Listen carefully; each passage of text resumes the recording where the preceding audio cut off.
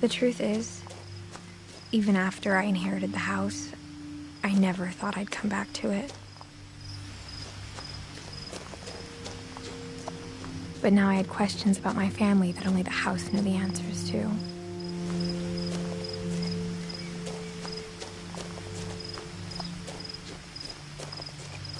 The house was exactly like I remembered it, the way I'd been dreaming about it.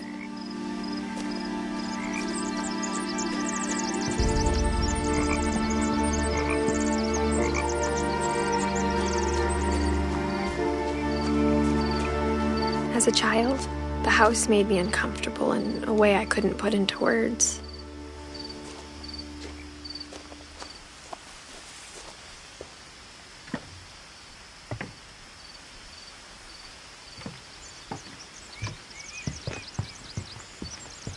Now, as a 17-year-old, I knew exactly what those words were.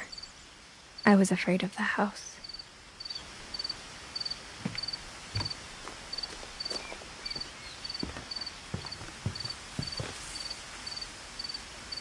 I hoped the key might unlock the front door. It didn't.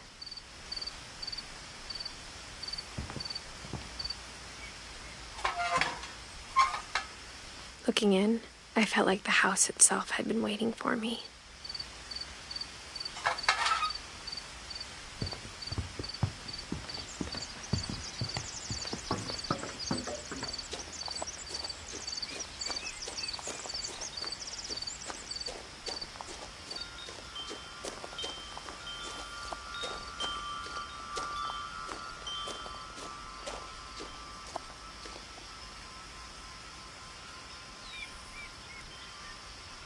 The house felt like it had always been here.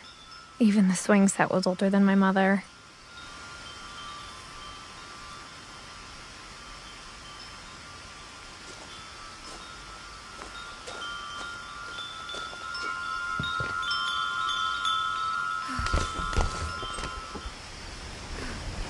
Crawling through the doggy door used to be a lot easier when I was 11.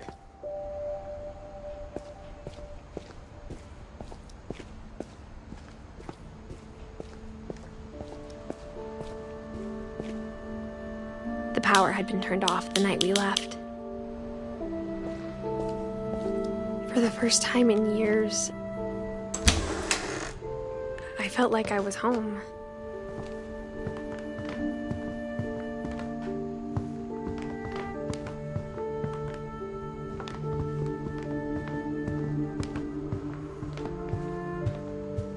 The table was still a wreck from the night we left. Nothing in the house looked abnormal. There was just too much of it, like a smile with too many teeth. Mom always told me to stay out of the basement, so I wasn't too surprised when the key didn't fit.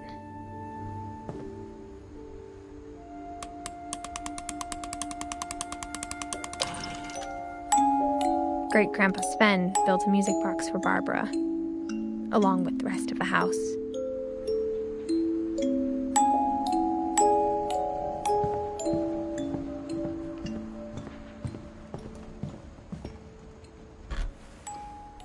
Edith told me once that every Finch who ever lived is buried somewhere in the library.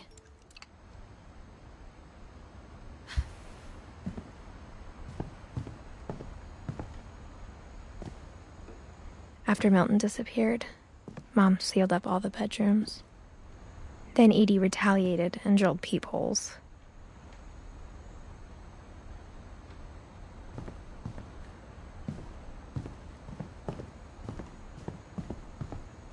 I spent a lot of time playing in Great Uncle Walter's room. I think my mom sometimes regretted not sealing it up.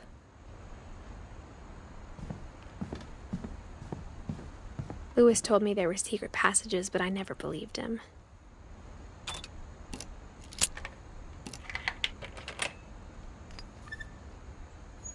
Turns out, my mom was really good at keeping secrets. Now it was time to find out what my mom had been afraid of.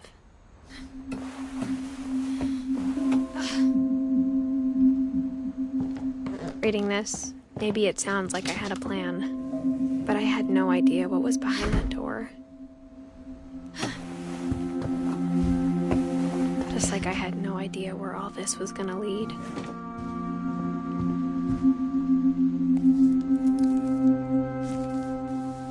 December 13th, 1947. Dear Diary, I'll be gone soon, but I wanted to tell somebody about what's gonna happen. It started when Mom sent me to bed without dinner. I woke up and I was starving, so I looked around for something to eat. The gerbil food was dry, but I didn't mind it.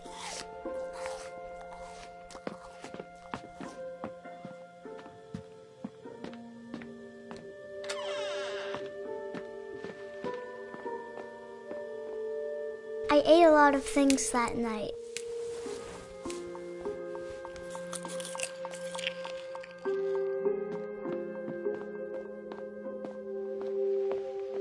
I kept eating and eating.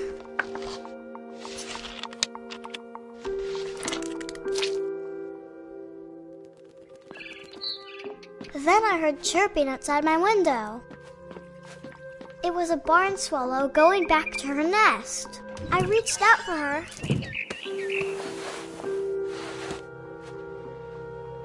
And suddenly, I was a cat. I tried to be quiet, but the bird was really scared.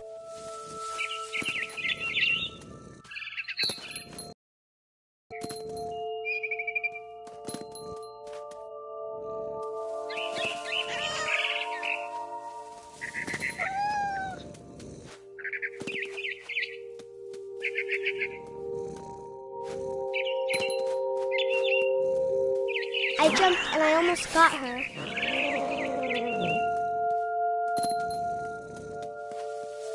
I could tell she was getting really tired. Now I was up in the big tree.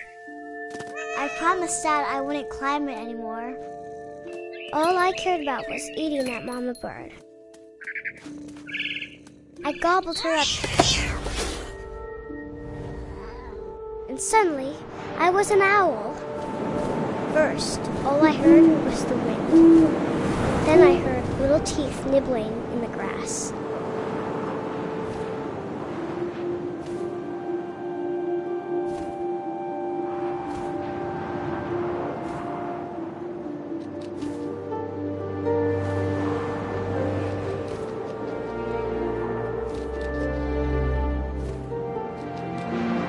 Rabbits.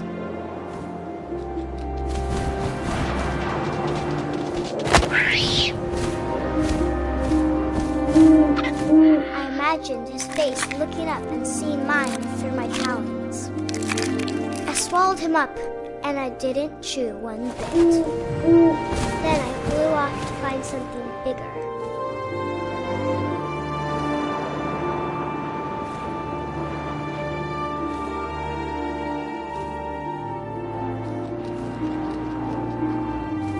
A mama rabbit.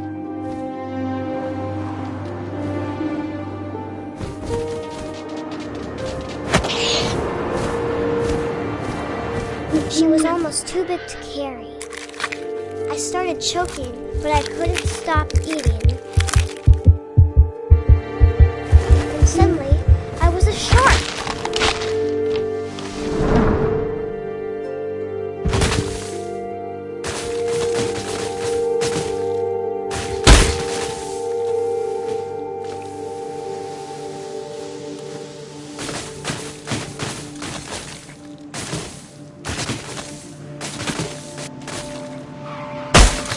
I rolled off a cliff and into the ocean. Now, I was hungrier than ever.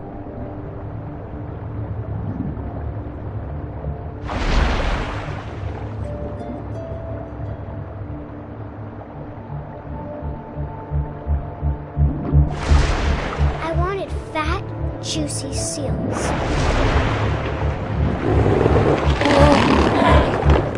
I tore off her flipper, and it tasted really good.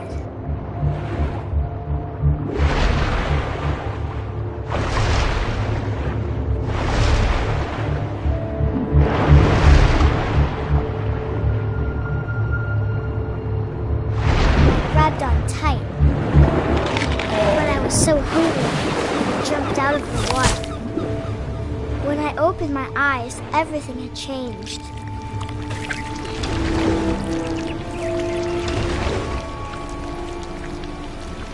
Now I was a monster, and I smelled people everywhere.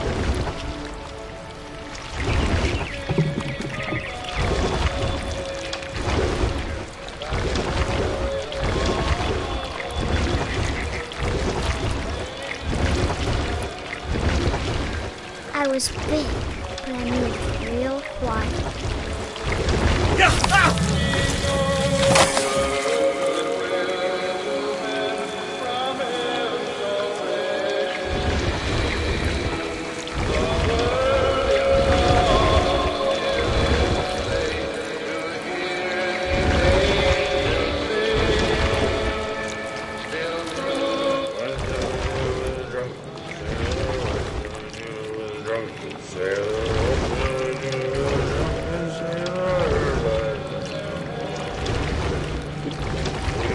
Belly was rusty, razor, his belly was rusty, his belly was rusty, razor.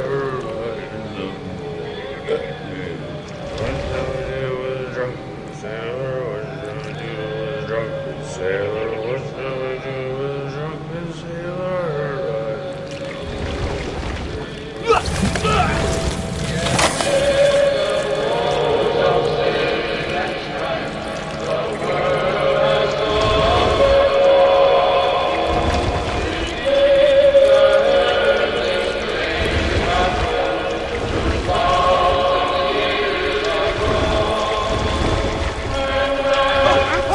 Passenger, I was still hungry. And across the water, I smelled something new. Something I had to have, so I swam towards it.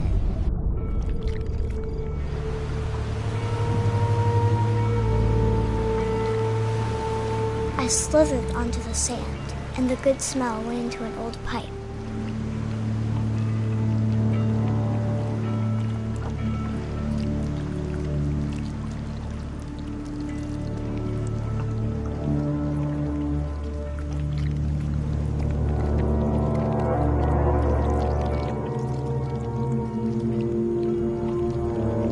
I got closer and closer.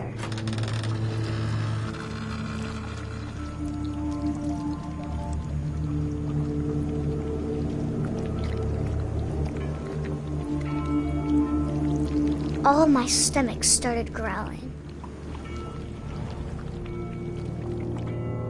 And suddenly, I was me again. I held my breath for a long time, but I couldn't hear anything. I think it's waiting for me to fall asleep. But it's not going to wait much longer. It needs to feed, and we both know I will be delicious.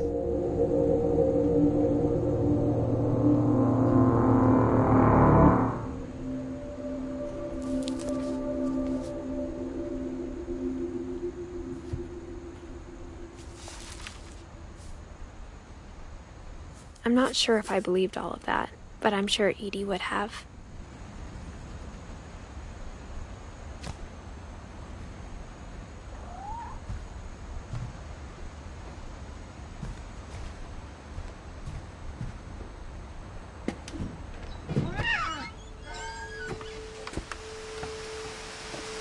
This will be obvious later, but my mom never told me any of these stories. Edie would have, but Mom didn't like bringing up the past. Though, when we adopted a stray kitten, she was the one who named it Molly. I spent a lot of time in Great-Grandma Edie's room.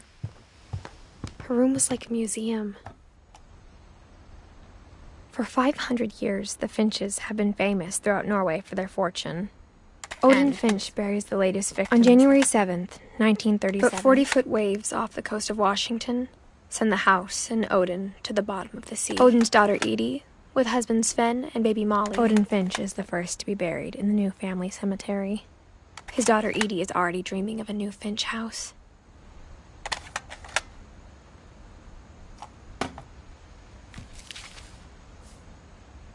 Whatever's wrong with this family, it goes back a long ways.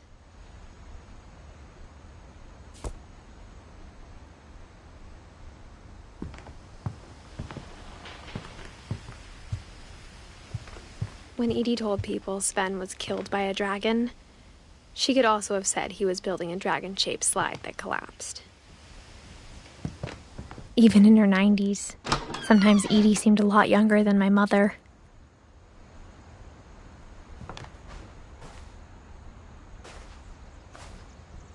The only trace Grandpa Sam's first wife, Kay, left on the house was the pink bathroom.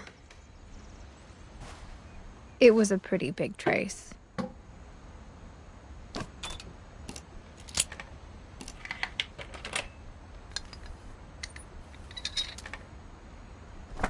There's a secret in this bathroom. It's in the last place you would look. It isn't in the cupboard. It's hidden in this book.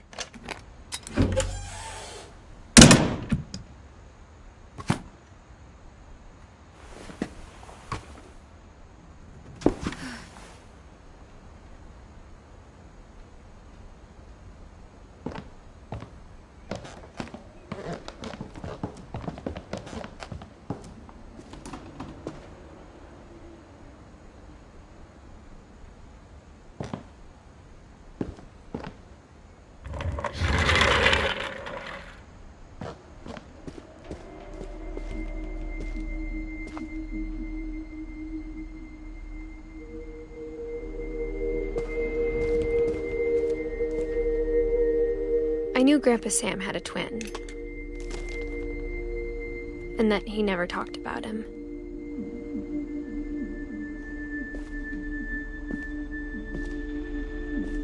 I guess my grandpa didn't like history any more than my mom did.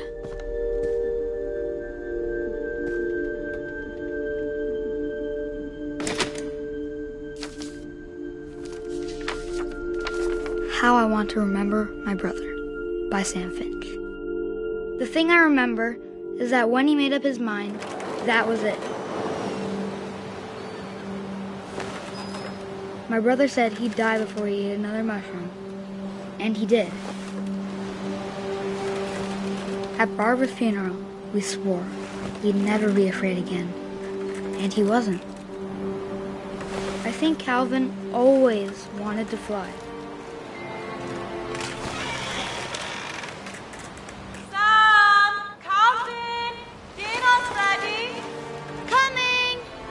But that day, he finally made up his mind to do it. I told him going around was impossible.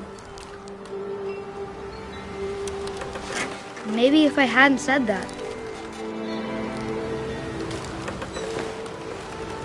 Calvin, I'm not gonna tell you again. Maybe if the wind hadn't picked up. Then maybe he'd still be here. But I doubt it. I think he'd already made up his mind. That's what I want to remember about my brother.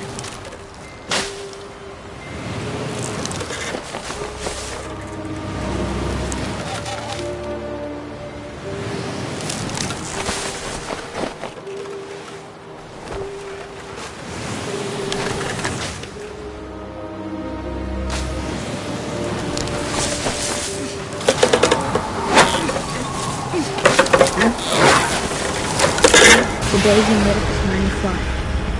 And he did.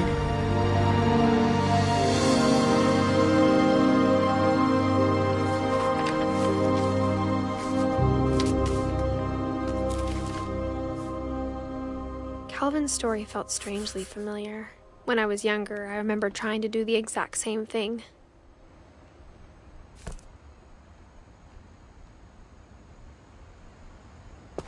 After the funeral, Edie roped off Calvin's half of the room.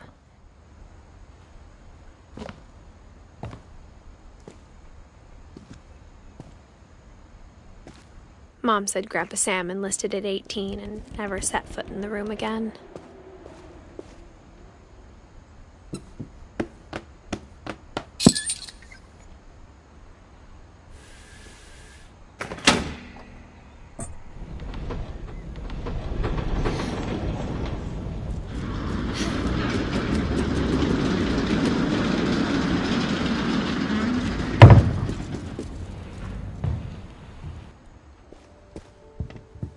passages were a pretty tight fit. They'd obviously been built for smaller hands and bellies.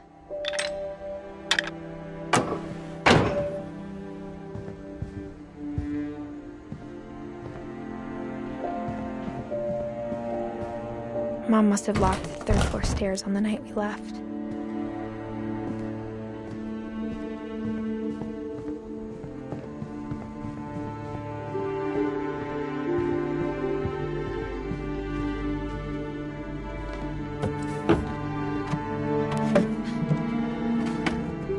Growing up, I always thought of Barbara as a child star.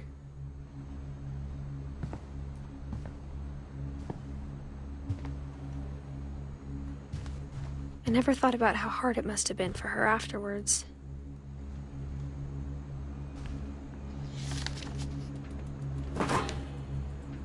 Of all the stories people wrote about Barbara's death, I'm surprised Edith saved this one.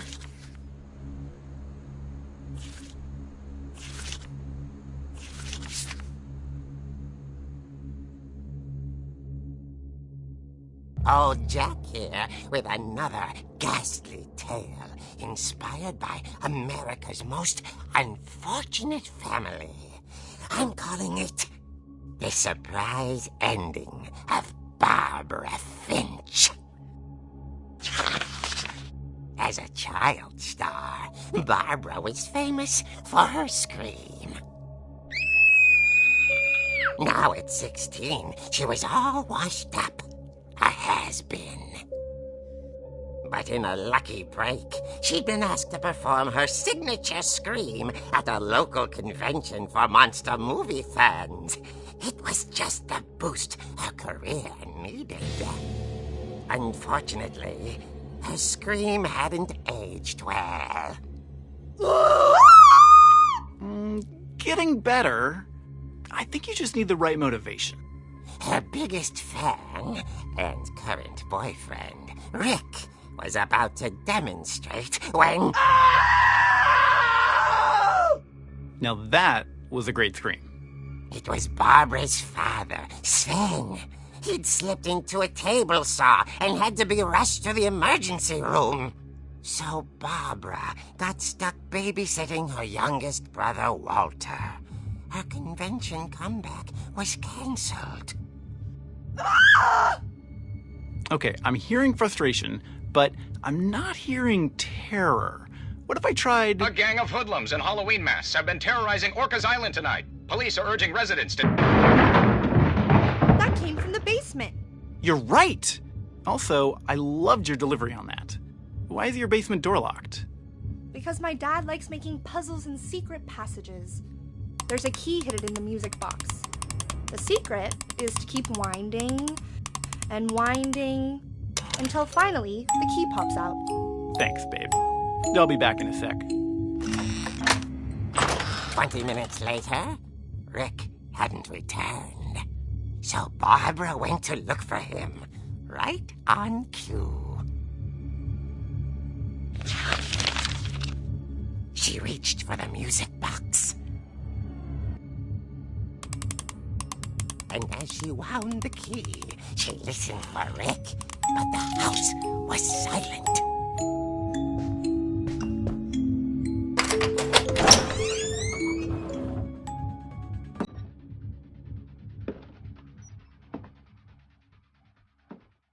She found Rick's crutch and imagined the worst.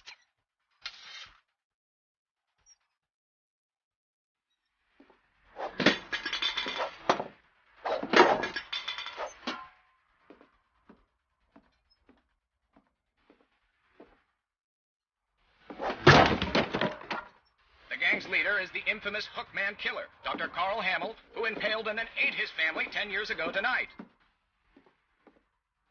The old fridge rattled and grew still. Oh dear! Oh! Rick?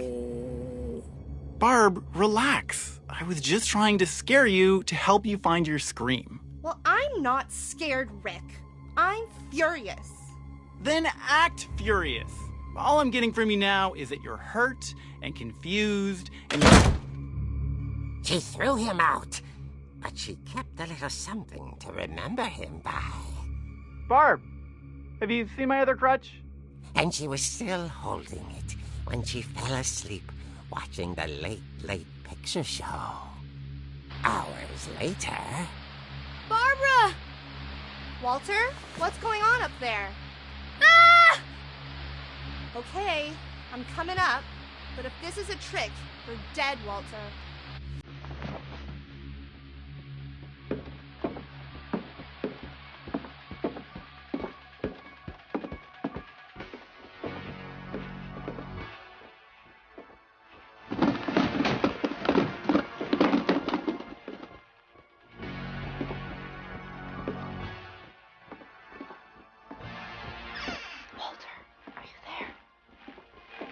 Walter had vanished, but his bedside radio was still on. Orcas Island police describe the man as 6 feet tall, with a steel hook for a hand. Residents are urged to lock all doors and windows and notify the police of any suspicious activity. Barbara turned, saw the hook man, and was speechless.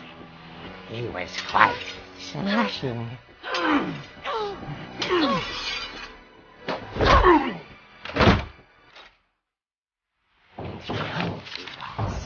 He couldn't get enough of Barbara. Okay, Barbara, there's gotta be another way. That night, she played her part beautifully.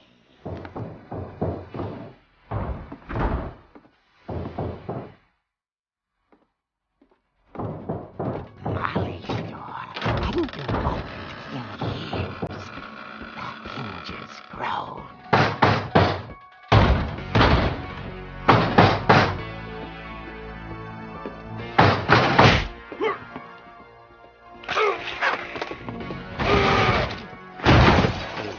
Moving, but she sensed the story might not be over yet.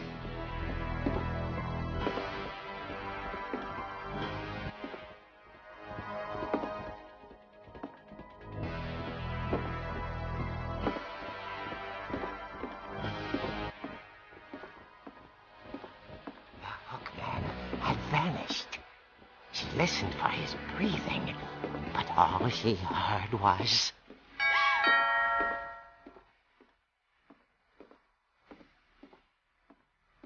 At the door, she heard whispering.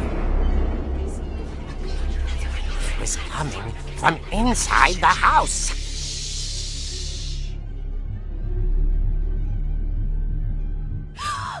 Oh dear.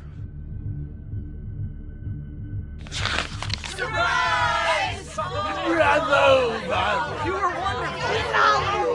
The monsters had come to surprise her. For Barbara, it was a dream come true. Then she saw what kind of monsters they were, and she realized what was about to happen. She was going to be famous.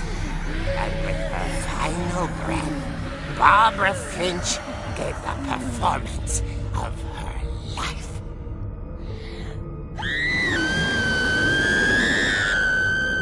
I wasn't there myself, but I hear Barbara was magnificent. Poor girl. She had a taste for stardom. But unfortunately, so did her fans.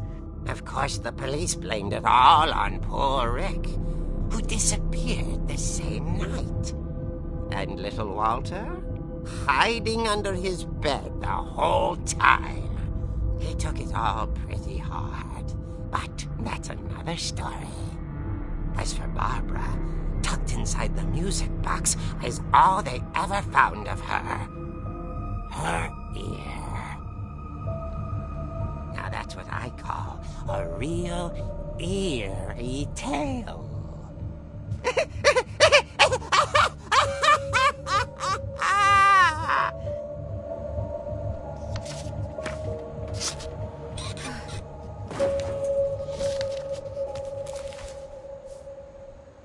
Edie told me all Barbara wanted was to be remembered, as absurd as that comic was.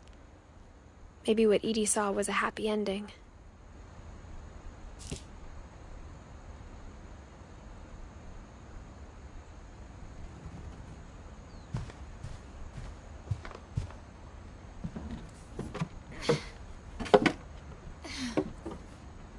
I guess now I know why Mom didn't like me playing with the music box.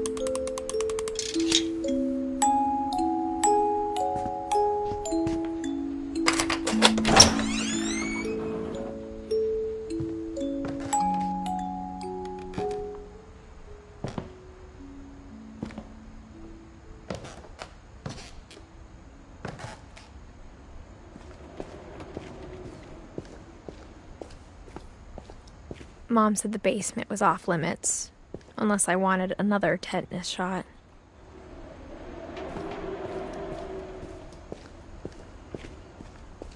I saw Edie sneak down to the basement once, carrying packages. I thought maybe she was hiding presents.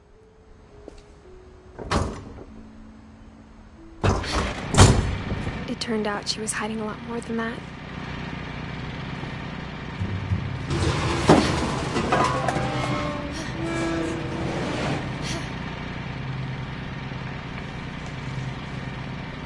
I remember asking Mom once about where Walter had gone. She said after Barbara died, he got as far away as he could. If there's a pattern in all these stories, I think it's that none of us has gotten very far.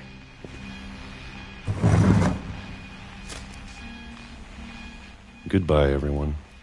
I can't believe I've been down here for 30 years.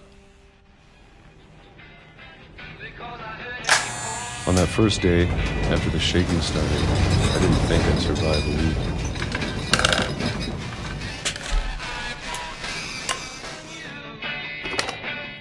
But after a few days, I settled into a routine. That's what kept me sane. Having a schedule, living for today. I always expected to be dead tomorrow. But if you wait long enough, you get used to anything.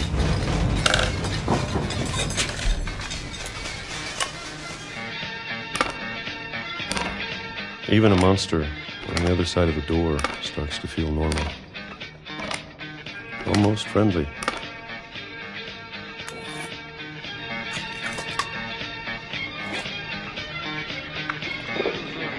And then one day, everything just stopped.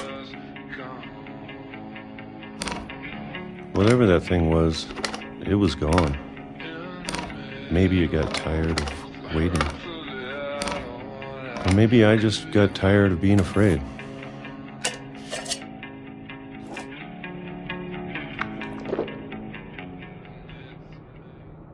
It's been a week now. The longest in 30 years. I'm done waiting. I have to leave while I still can.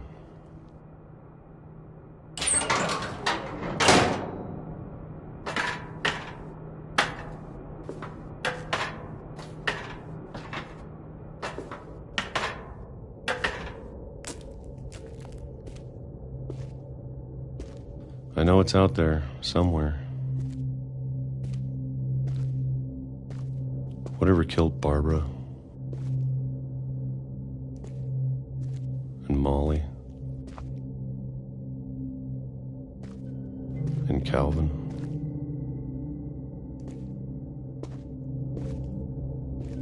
Maybe this is all a mistake. But I need to stop living the same day, even if it kills me.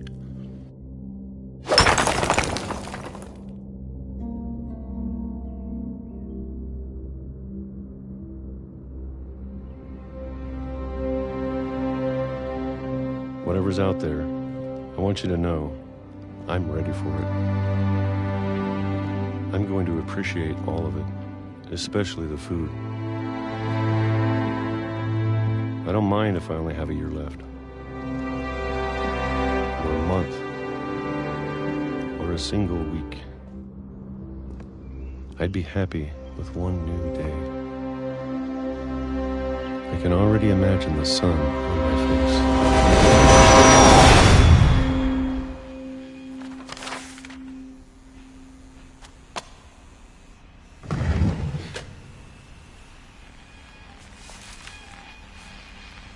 Walter died when I was 6. I can't believe my mom never told me he was down here.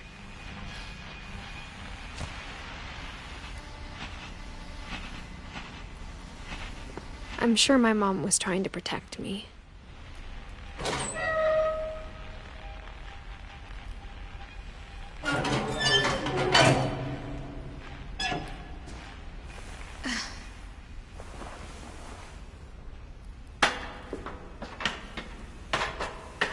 Maybe she was afraid I'd end up like Walter.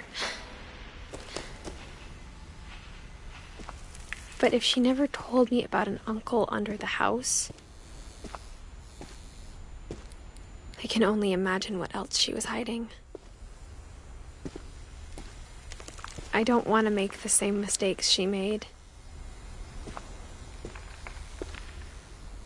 Trying to bury something that's still alive.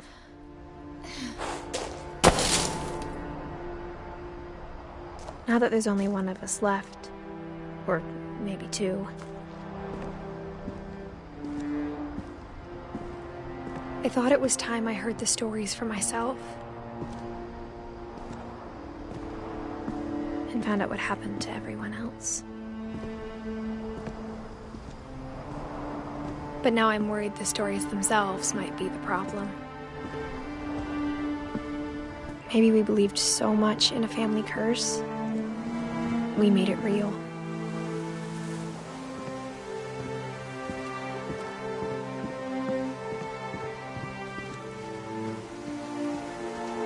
I don't know if I should even be writing this.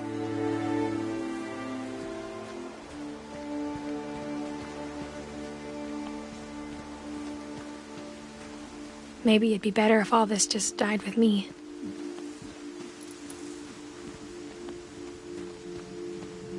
But I thought you should know about your family.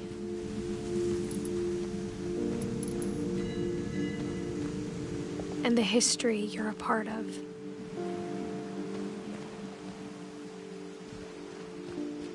Though to be honest, I feel as lost as you probably do right now.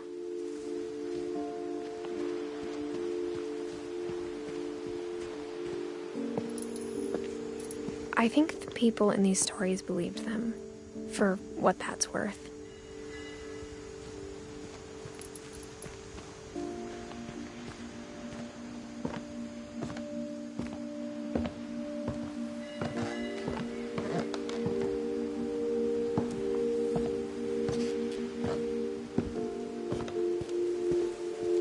And when you look at the house, that history of imagination and stubbornness and madness, any of it seems possible.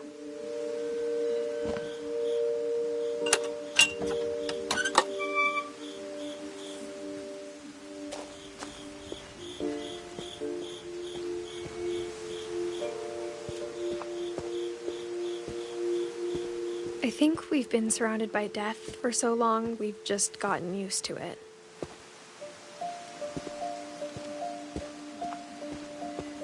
What kind of family finishes building a cemetery before starting the house?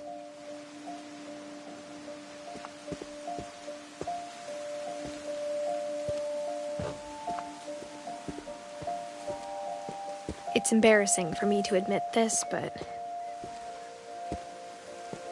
the pet cemetery made me more uncomfortable than the human one.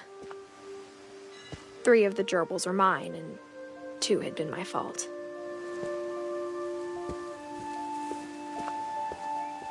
Sven built the house, but it was Edie who designed the cemetery.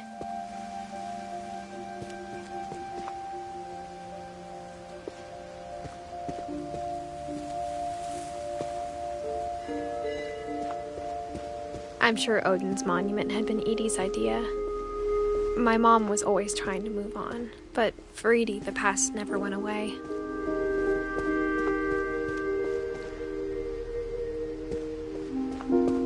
She could see it poking out of the water at low tide.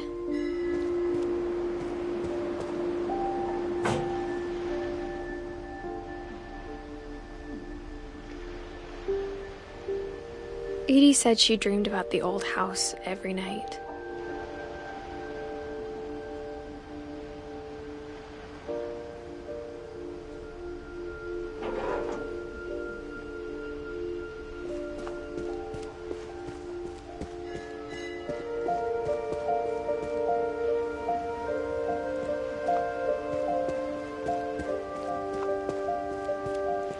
Edie's side was always easier for me to understand. But the older I get, the more I can see where my mom was coming from. Her dad had been pretty strict, but it wasn't enough to save her brothers. She was just trying to do better.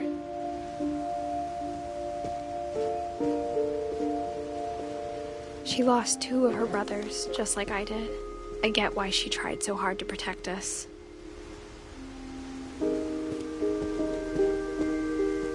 There's so many things I wish I could ask my mom now. Part of me thinks this is what she wanted all along. For me to come back someday and find everything out for myself.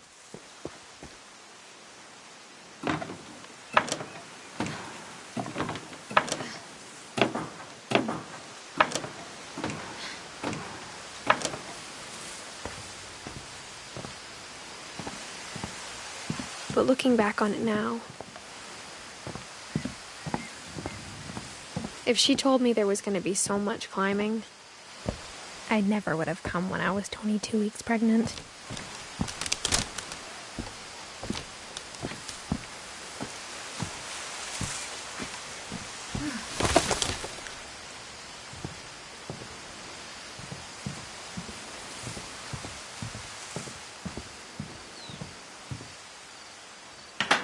I never met Grandpa Sam, but I think he and my mom had a lot in common.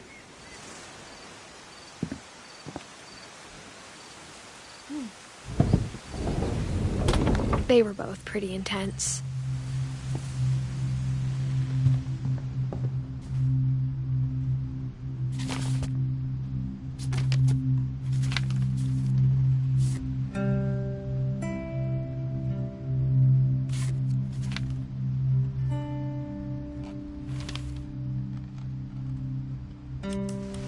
Dawn, I promise, you'll never forget this weekend. Yes, sir. These memories are gonna last a lifetime. Hmm? Perfect. Am I gonna have to shoot anything? It's gonna rain the whole weekend, isn't it? I will never forget this weekend, Dad. That's the spirit. Okay, got it. I'm gonna take some pictures, okay? Just be careful. That camera's older than you are.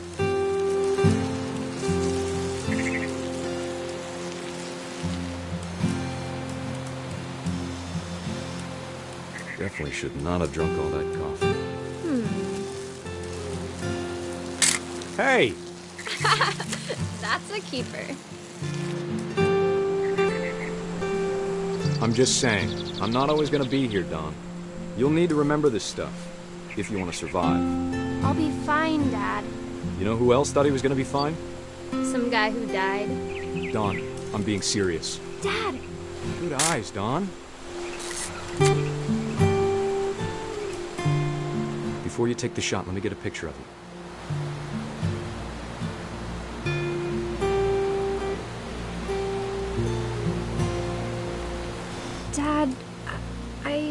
Just breathe. Let me get behind you. Do I have to do this? Dawn, you don't have to do anything. But if you want to survive, you'll need to be strong. Great shot, Dawn!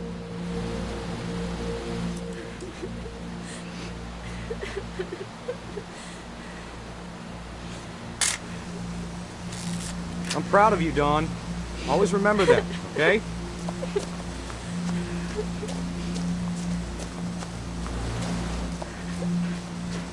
Dad, it's twitching. I think That's it's totally normal, Dawn. Just focus on the camera. Try not to think about— Dad!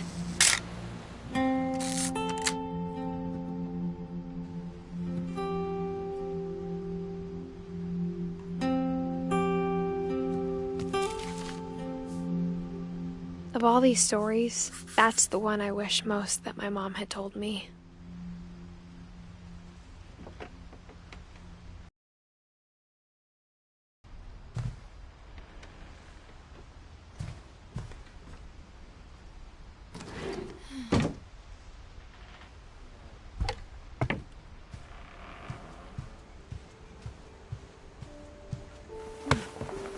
After Sam died, my mom and Edie got really close. They'd both lost a lot.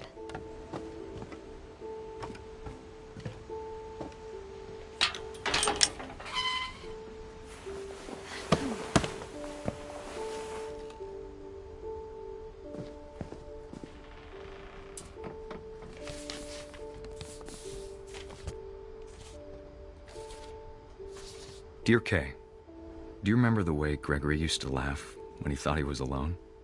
Like something funny was happening, but only he could see it.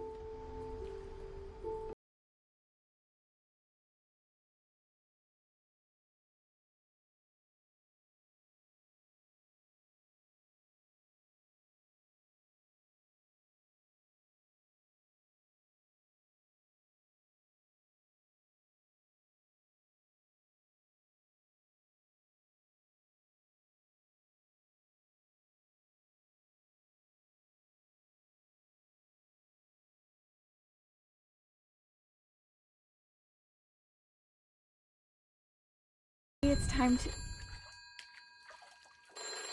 Hold on, sweetie. Hello?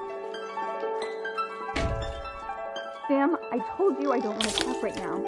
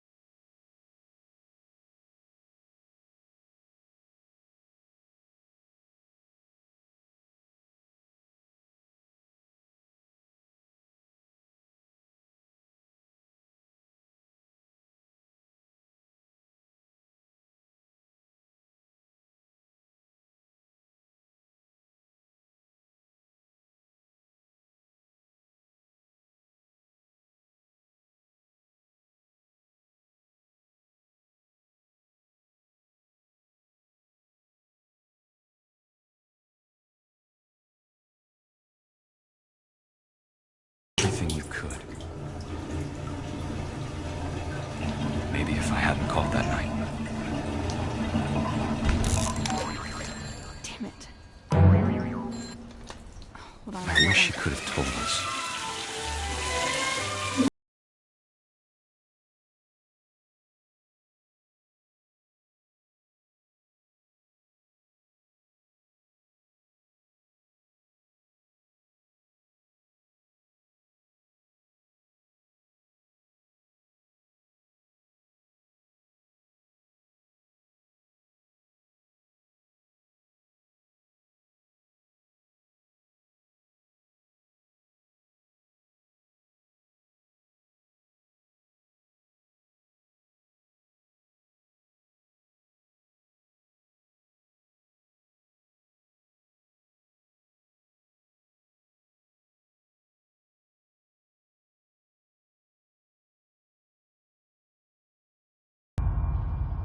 Good luck, Kay.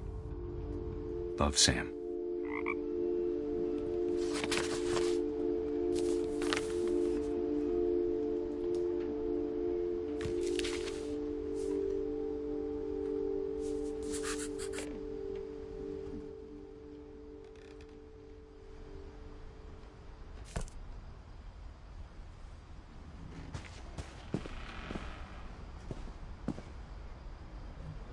I can't imagine my mom ever writing poetry, and yet... A poem for Gus, who always said the wedding was a bad idea.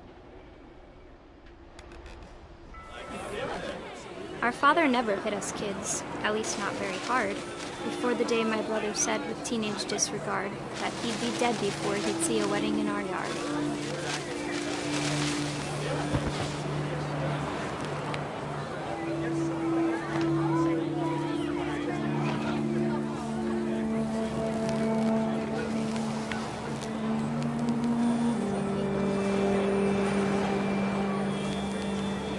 My father made him come, of course, but Gus stood far apart, just flew his kite and bottled up the storm inside his heart.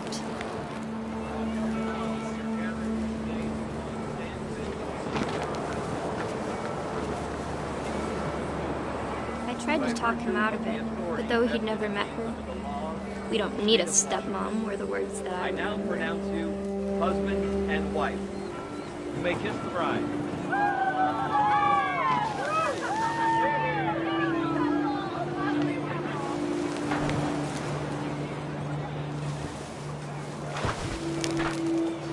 When the time for photos came, Dad ordered him to come here. But Gus declined, and as a sign held up his middle finger.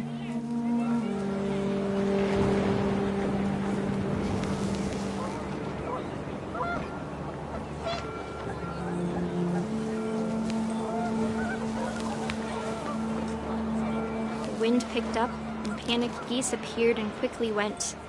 But all the humans did that day was go inside the tent.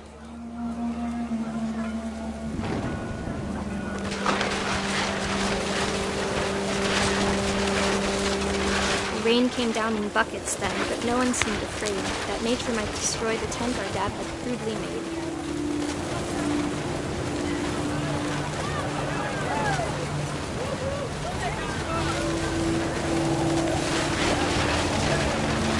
The thunder sounded much too close and full of angry power, but all my father said to this was, "Make the music louder."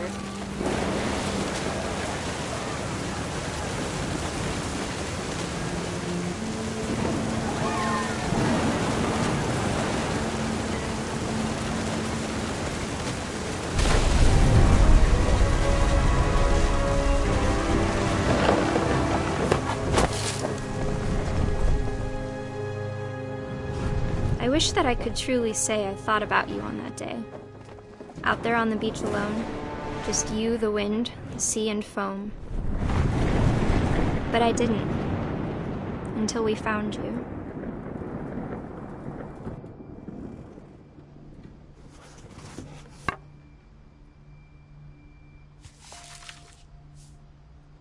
She never talked about him, but Mom told me once if I was a boy, they were going to name me Gus.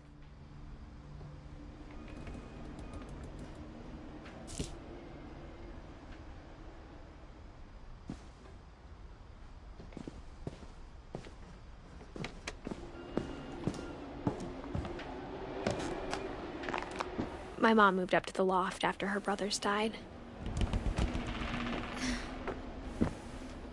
At the time, it was as far away as she could get.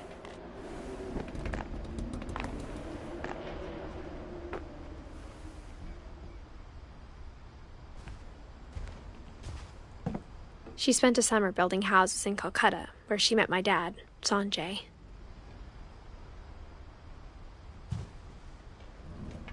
My mom moved to India a week after graduation and got a job teaching English. Louis was born a year later.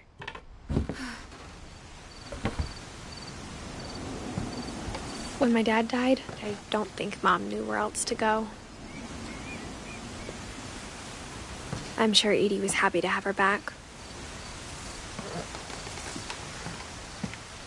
The house had to get a little bigger, but Edie was used to that.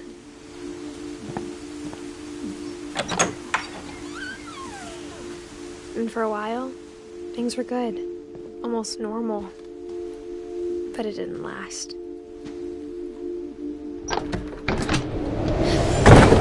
The beginning of the end was Milton's 10th birthday, when Edie gave him a castle.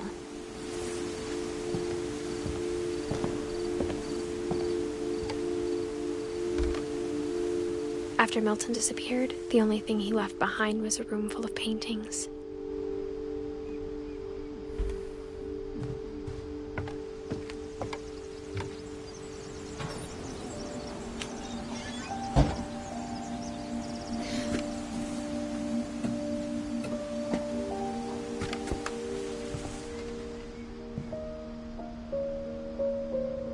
I think Edie was happy to finally have another painter in the family.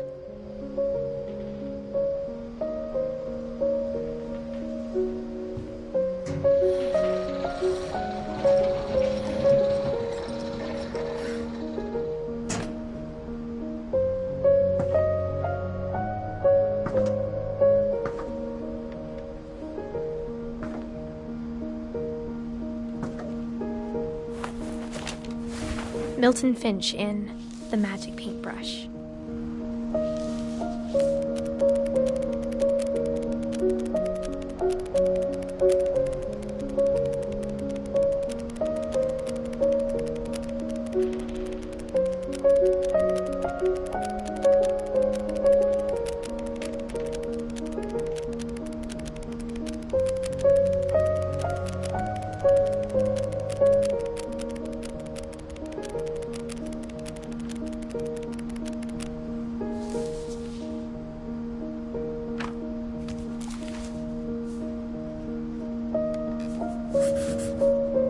I was 4 when Milton disappeared.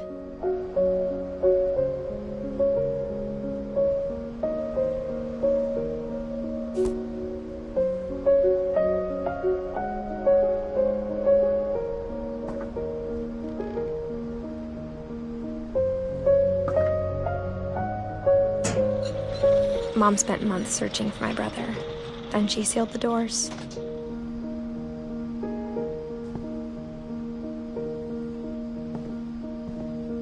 Whatever Milton had found in the house, Mom didn't want it getting out.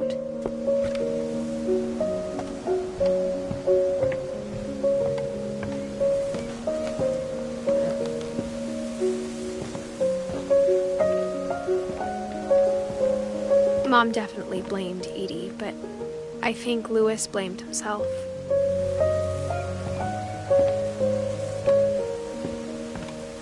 After he graduated, he just spent more and more time in his room, until Mom got him a job at the cannery.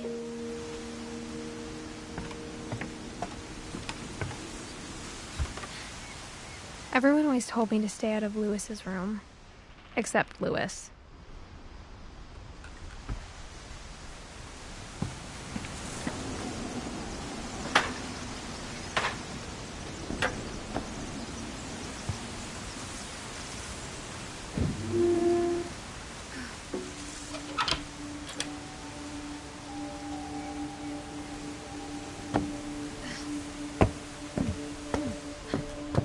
Louis's room smelled very, very familiar. That part of him lived on. Louis and I spent a lot of time playing games together, but he was surprisingly bad at them. He died a lot.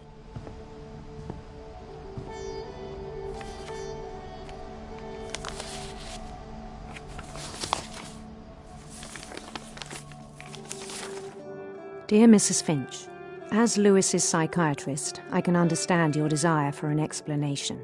As I see it, the trouble began in January, shortly after we convinced your son to seek treatment for substance abuse. Newly sober, I believe Lewis first noticed the monotony of his daily life.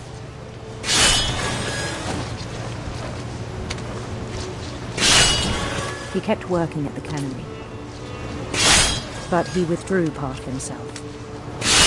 In our sessions, I saw the same behavior. His mind began to wander.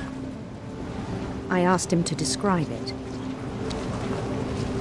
He said he started small, imagining a labyrinth.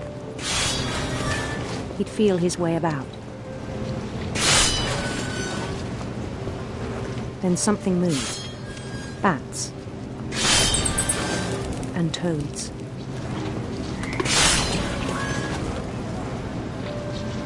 And things that have not names. He knew it was all in his head.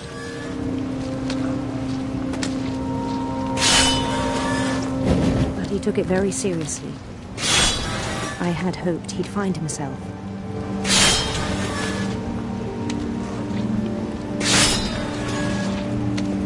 But he found something more. I worried about him then. Daydreaming at the cannery. I spoke with his boss. But he said Lewis had become a model employee. Methodical, tireless, focused. Like a whole new Lewis. So I let him go on.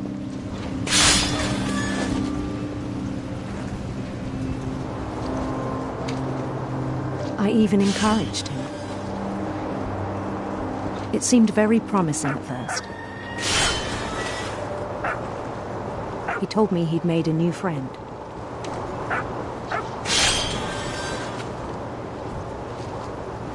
On the edge of a city he named Lewis Topia.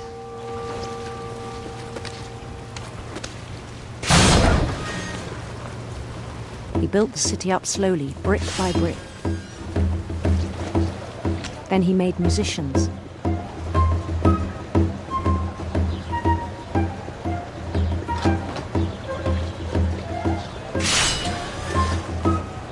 And songs for them to play. He talked about starting a band. And he was always humming something. Every day his imagination grew stronger.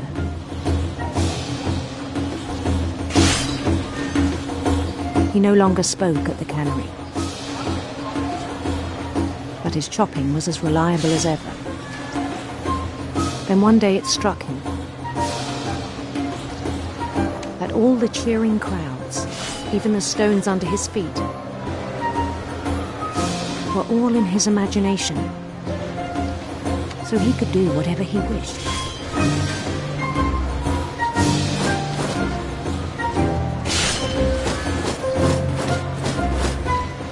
He held an election for mayor.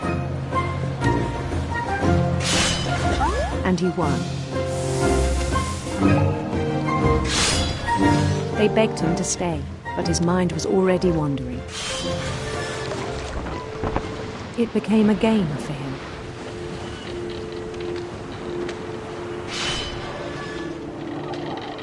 He'd conquer a city, then immediately push on. New Louisville.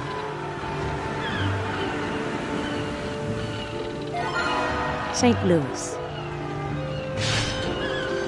He started drifting away from our reality.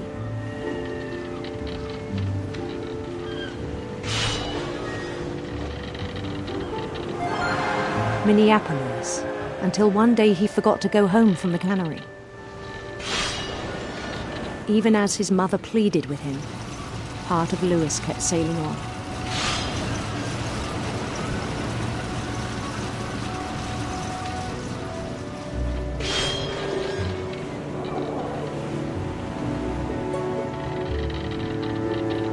In Louisburg, he heard rumors of a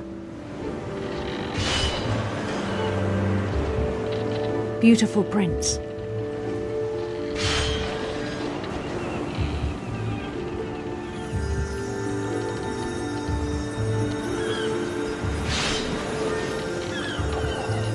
The prince was on his own quest for sinister serpents.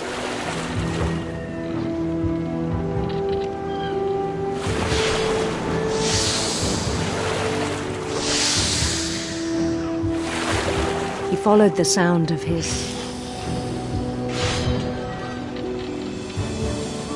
silver harp.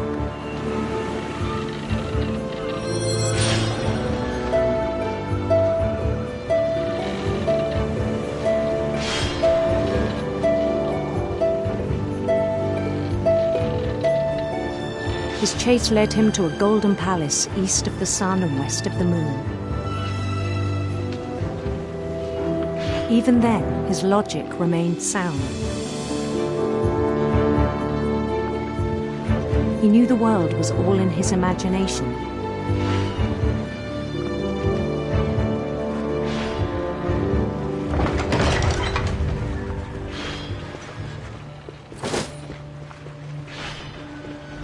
But he was so proud of having created it.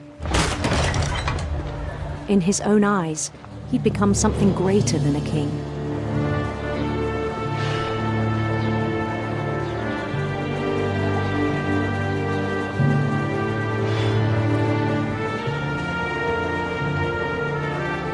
For someone who'd never known success in the real world, I think it was overwhelming. And then it struck him that the real Louis was not the one chopping salmon, but the one climbing the steps of a golden palace.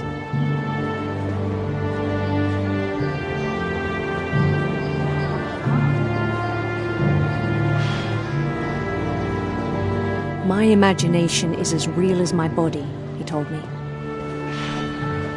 It was hard to argue with him.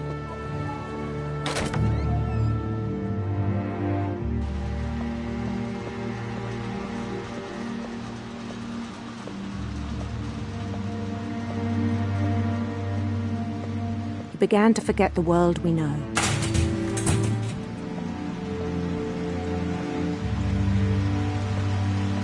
I think it pained him to remember Louis, the cannery worker.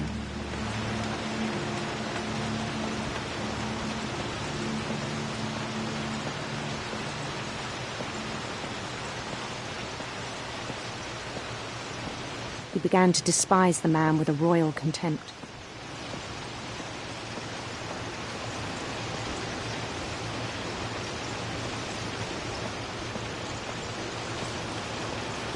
I still thought I could save him.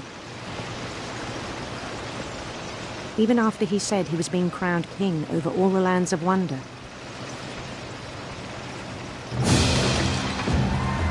The palace would be packed with his companions.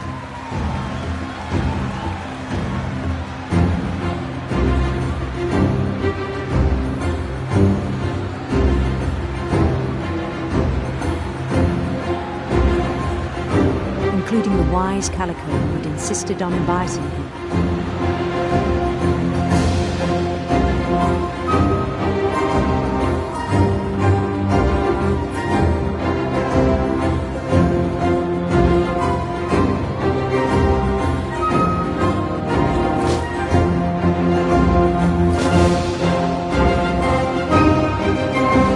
His prince waited, holding his crown.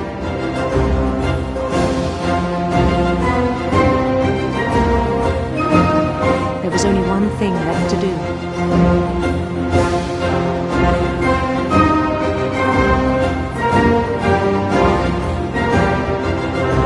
Bend down his head.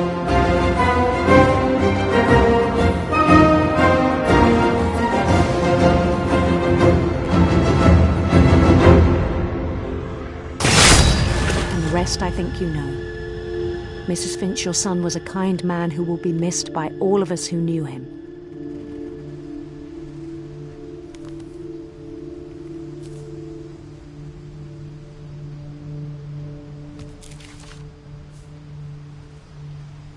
My brother was really cool.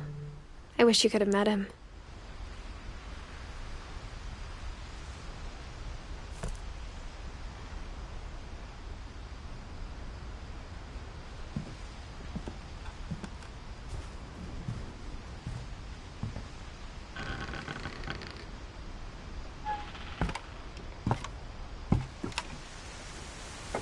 On the way back from Lewis's funeral, my mom told me to start packing. She waited until the day before we left to tell Edie. I'm not sure if she wanted to make it easier or harder.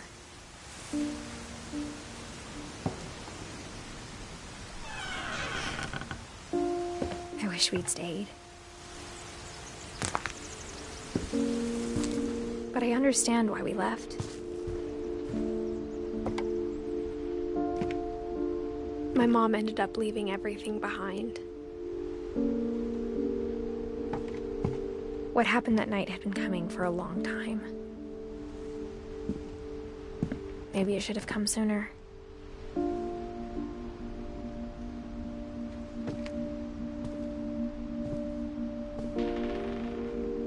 But it had to end one way or another.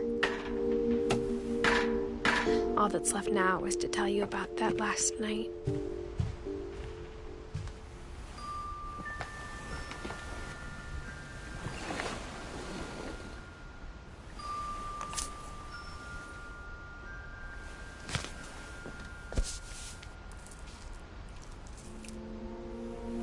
That whole last day, Edie just watched us pack and didn't say a word.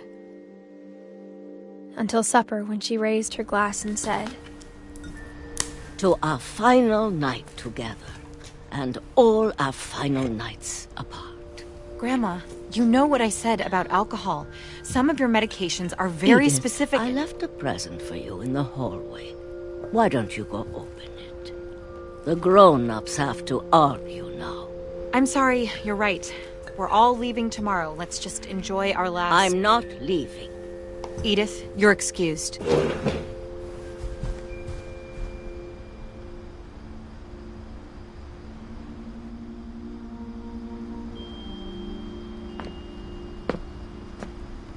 The power had been shut off that morning, but Edie always had plenty of candles. When my mom sealed the library, I don't think she knew about the other entrance. Or that Edie had a key to it.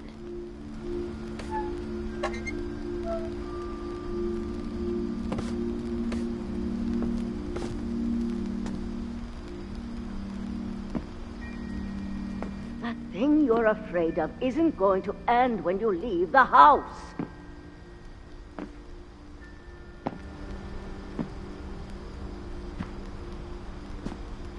Edith has a right to know these stories. My children are dead because of your stories. I think it's best if Edith and I leave tonight.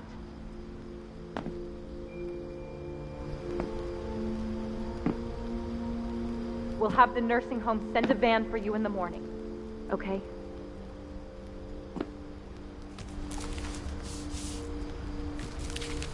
Dear Edith, there's so many stories I wish I could tell you, but there's only time for one.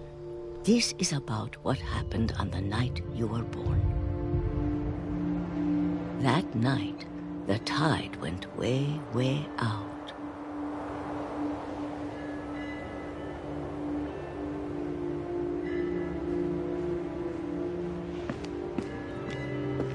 It was the first and last time I ever saw the old house aground. There'd been an earthquake out in the middle of the ocean. They called it the lowest tide in 1,000 years. God, it smelled awful. You know, I've seen that house every day of my life.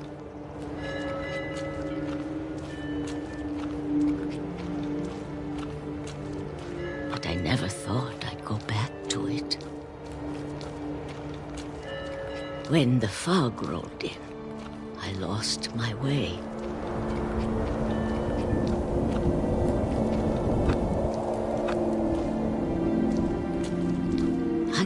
turned around.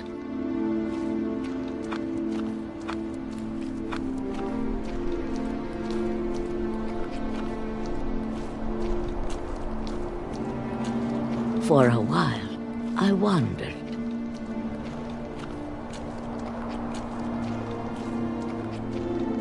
I started seeing things.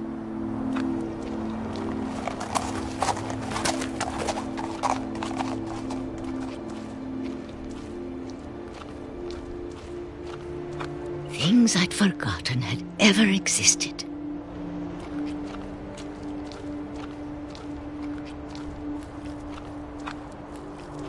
But when I saw them, they felt like old friends. That night, a lot of things came back to me. Or maybe I came back to them.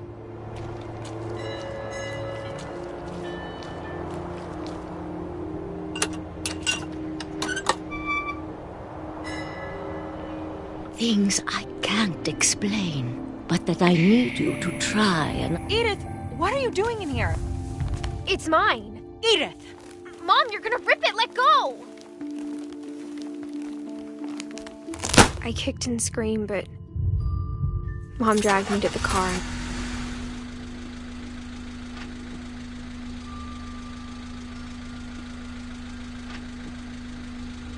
I never saw Great-Grandma Edie again. The next morning, the band came to pick her up, but she was already gone. After that, we moved around a lot.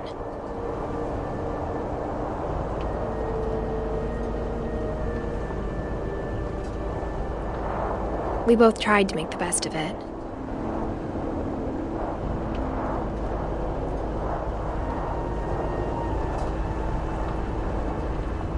A few years went by.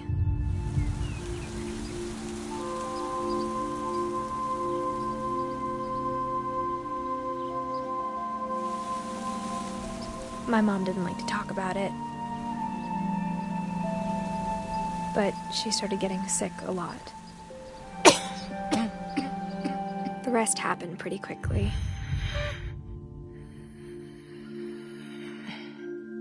She got better for a while, and then she didn't.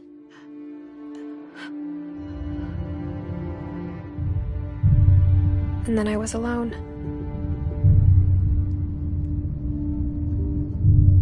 The last Finch left alive.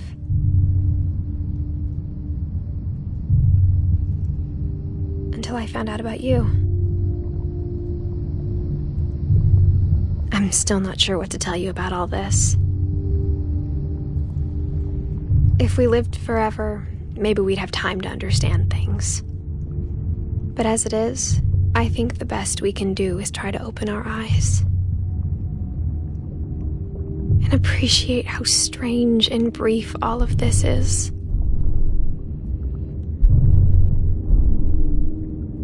This journal was supposed to be for you. But now I hope you'll never see it. I just want to meet you and tell you all these stories myself. But I guess if you're reading this now, things didn't work out that way.